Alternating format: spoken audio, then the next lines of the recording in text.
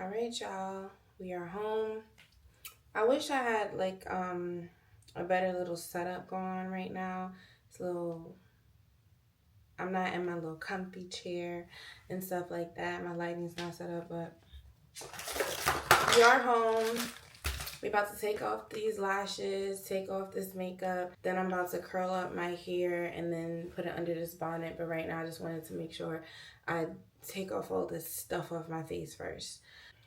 But real quick, in light of my birthday, I did want to talk to you guys about 10 things it took me 30 years to figure out. I am blessed to be able to say today, I saw 30 years. I'm really blessed to be able to say that. That is a big deal to me. I know people in my life who didn't get to 30. So, this is a big moment for me, but also in remembrance of them, that this is special, this is valuable, this is something that is not promised to all of us. So that being said, let's go ahead and do it. 10 things it took me 30 years to figure out, and let's go ahead and take off this makeup gel because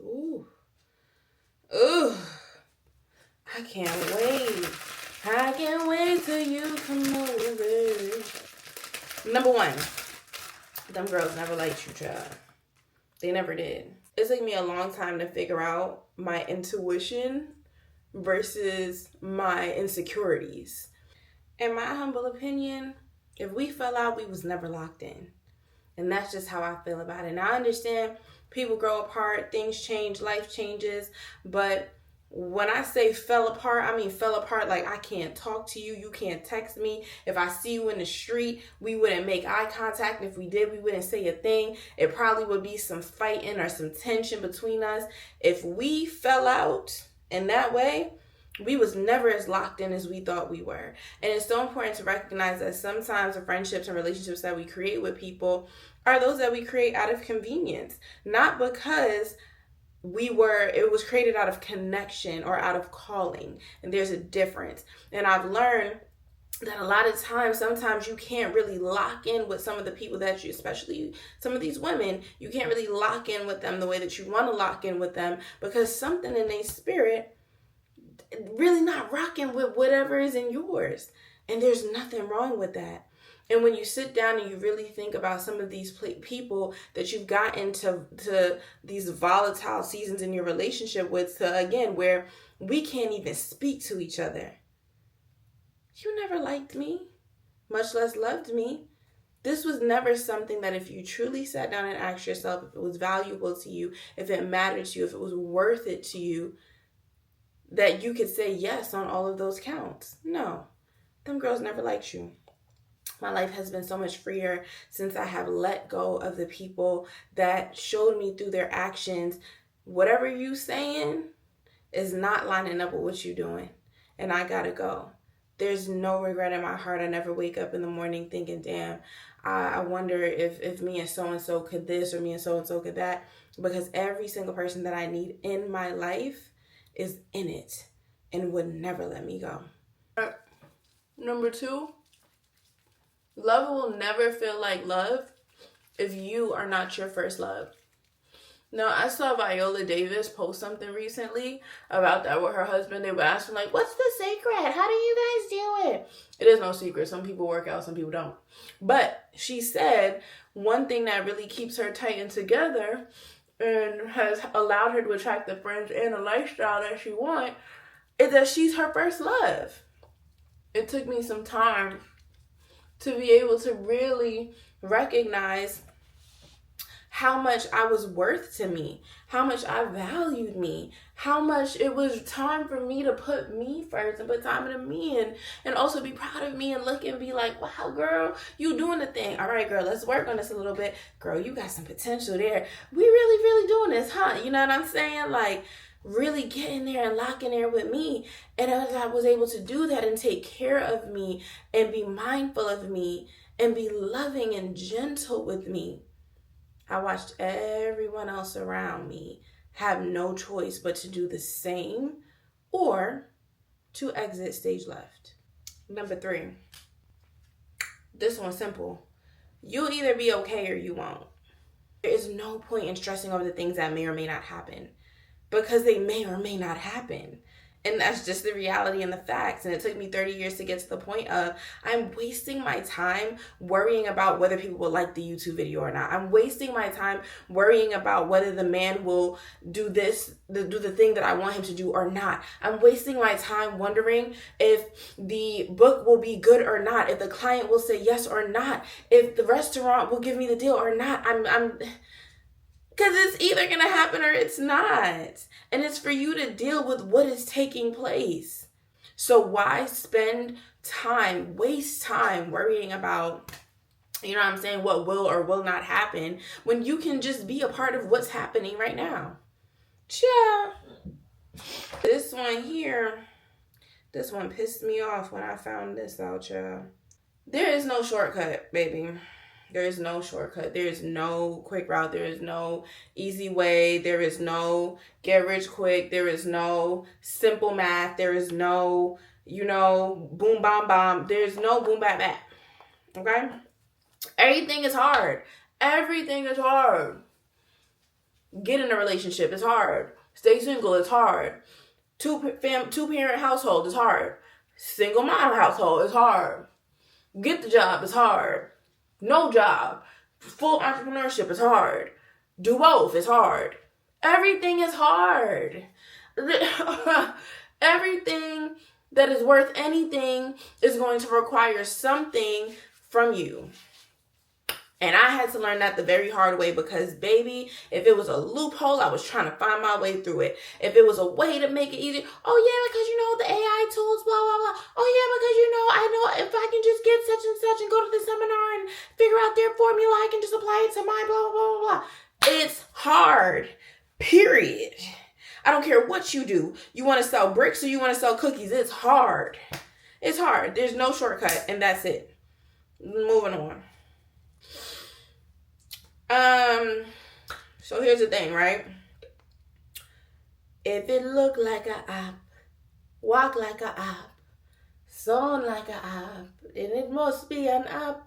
Okay, my UK people know that song, and I definitely probably didn't give you the words right. But baby, if it quack like a duck, walk like a duck, ask you for money like a duck, run. And it's not that life don't change and people don't change. People evolve for sure. But if you want to be happy and at peace and be able to enjoy the people that you select around you, then you have to start seeing people for who they are and accepting situations for what it is. And if the change happens, move with the change as it happens. But don't live your life waiting for a change, because you will be waiting to exhale, baby. And we've all seen that movie. Next, it has to make sense. Now, you can take that to mean what you can take that to mean what you want it to mean, but for me, it has to make money, and it has to make sense.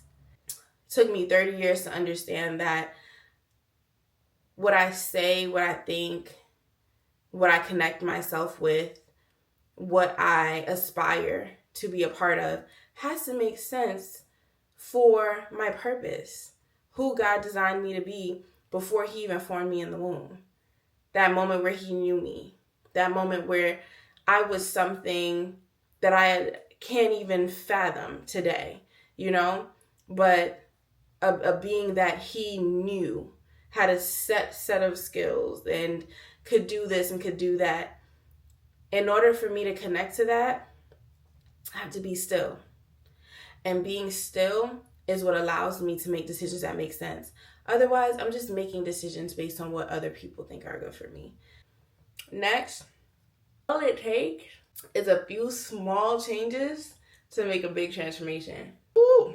I thought in order for me to make a big transformation, it was going to take some big Dutch change.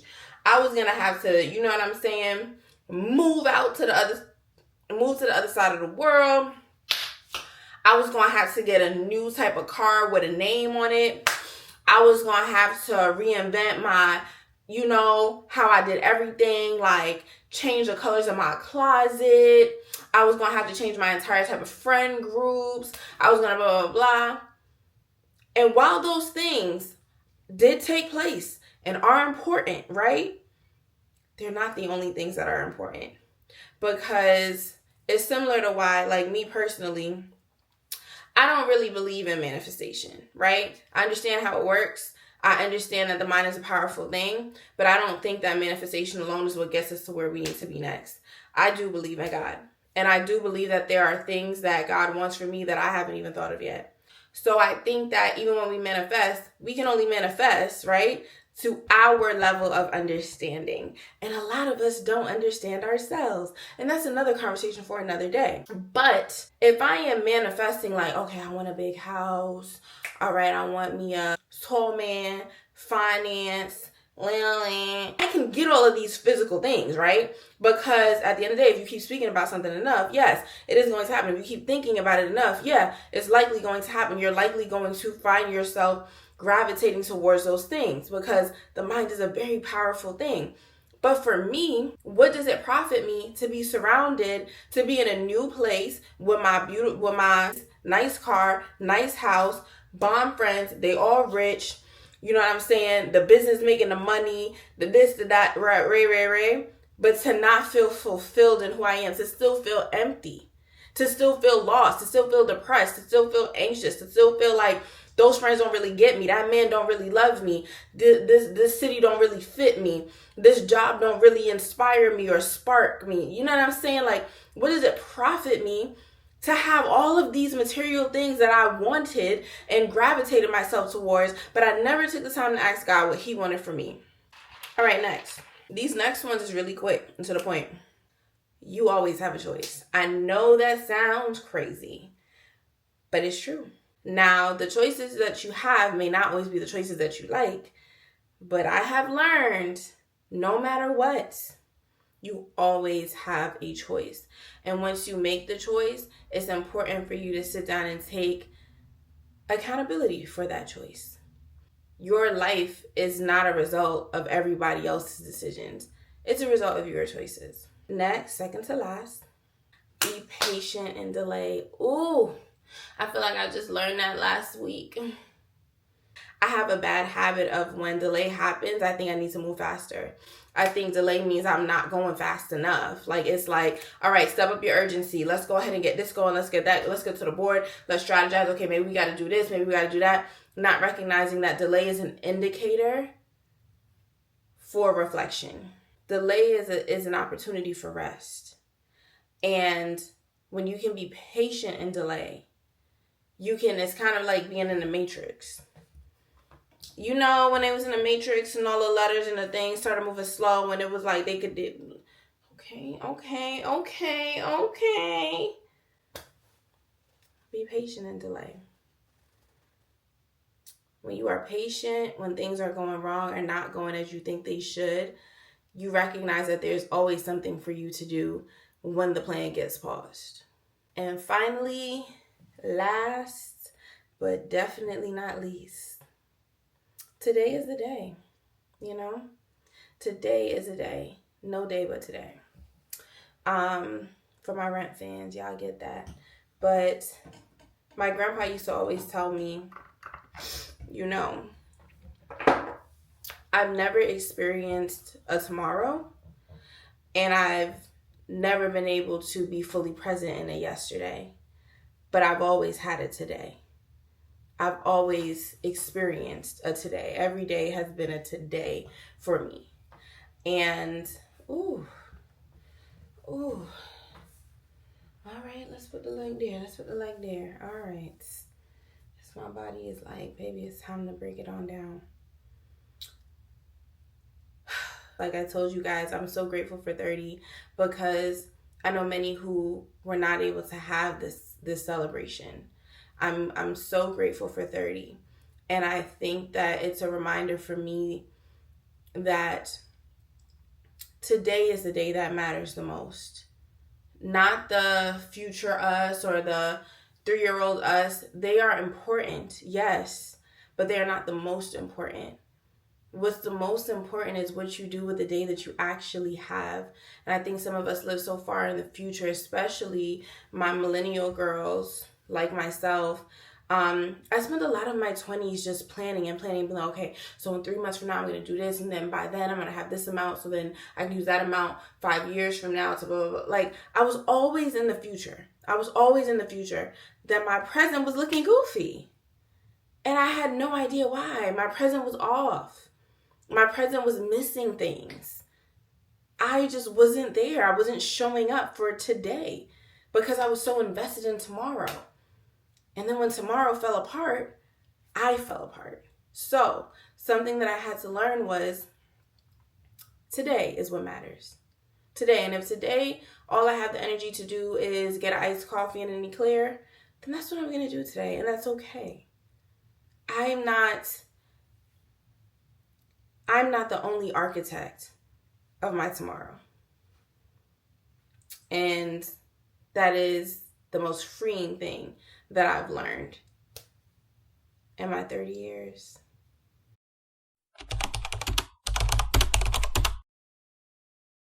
Crazy thing right now. A crazy thing. I don't know what's wrong with me and why I'm like this. I'm about to do a photo shoot, a maternity shoot right now. I have about 30 minutes to get ready. So give me a second. All right, y'all. This is it. It's crazy. Don't look. This is it. This is the look.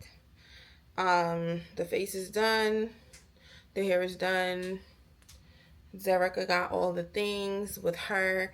I'm just about to meet her over by Stone Mountain real fast. We're about to take these pictures. We gotta go. We got a jet. Let's go. So we to the car.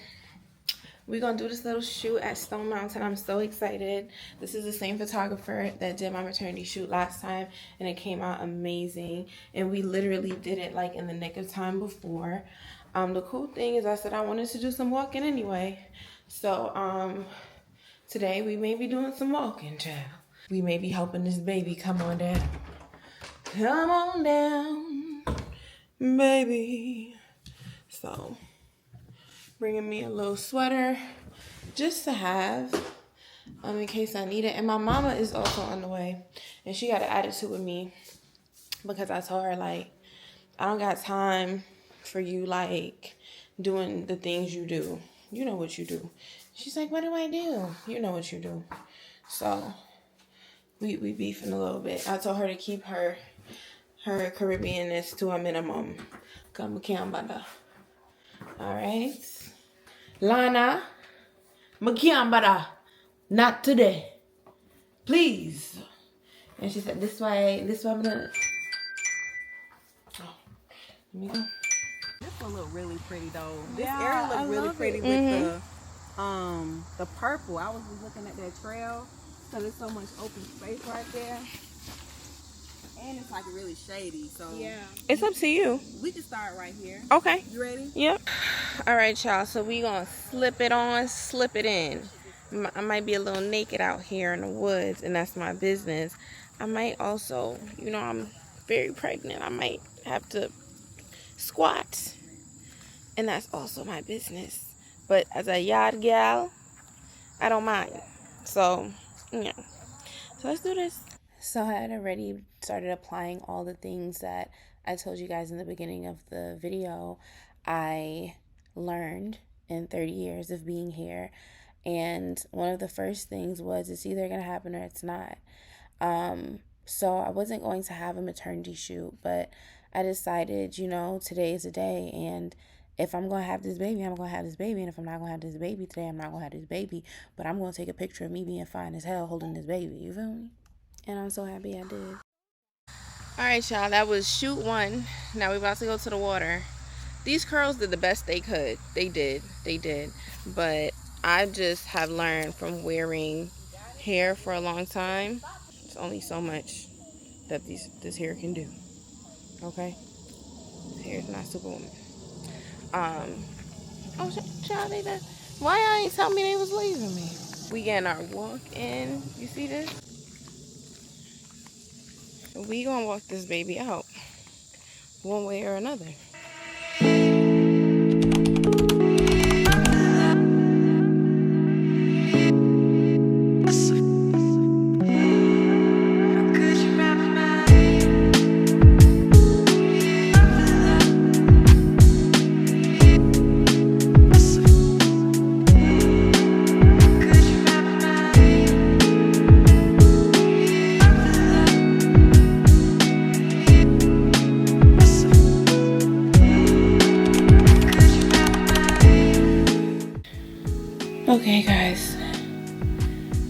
officially be in labor.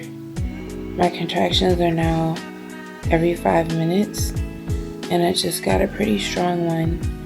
So we are going to wait it out to see, if this pattern continues at this strength level, and if it does, then we will go ahead and head to the hospital. Oh shit, this one is long. Damn.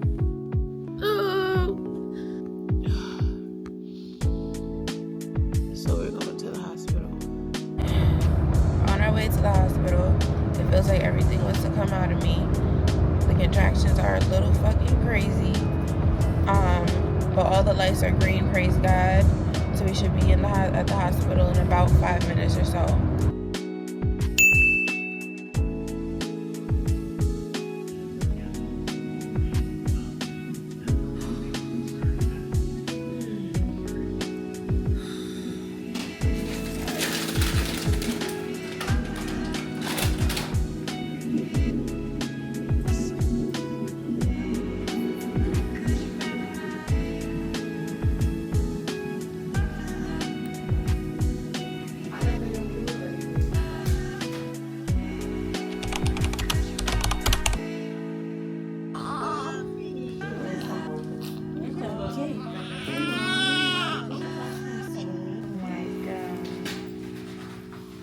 Oh, she's perfect.